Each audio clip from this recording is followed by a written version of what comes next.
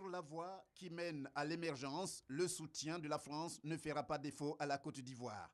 C'est cet engagement que Michel Sapin, ministre français des Finances, est venu réaffirmer ce jeudi au président Alassane Ouattara. Entre la Côte d'Ivoire et la France, c'est une histoire ancienne, c'est une histoire forte, c'est une histoire aujourd'hui qui se construit sur des bases très solides, en particulier compte tenu de la manière dont la Côte d'Ivoire a retrouvé de la stabilité, la Côte d'Ivoire a retrouvé une capacité de croissance, la Côte d'Ivoire a aujourd'hui, sous votre présidence, une volonté de modernisation. Et c'est tout cela que nous devons, en tant que France, pouvoir accompagner. Il y a bien entendu la nécessité de mettre en œuvre un certain nombre de programmes de stabilité. Vous discutez avec le Fonds monétaire international.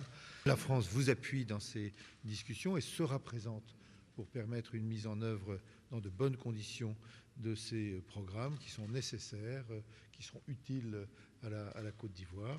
Nous avons aussi abordé des sujets très concrets, puisque les entreprises françaises sont présentes ici, qu'elles travaillent bien sûr en souhaitant elles-mêmes faire des affaires, mais elles le font avec la volonté d'aider aussi au développement économique, au développement urbain de votre pays. De la stabilité de la zone franc, il a été également question lors de cette rencontre, surtout que Michel Sapin est à Abidjan pour prendre part à la réunion des ministres de la zone franc.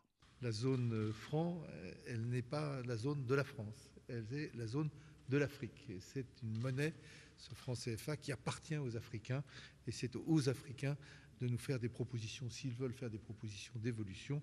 Mais aujourd'hui, c'est une zone de stabilité, c'est une zone de stabilité monétaire, c'est utile au développement de l'ensemble de cette zone et de l'ensemble des pays, et c'est à cette stabilité que la France veut dire de nouveau son attachement. Avec toutes ces perspectives, on peut dire qu'il y a de quoi rassurer sur la stabilité du franc CFA.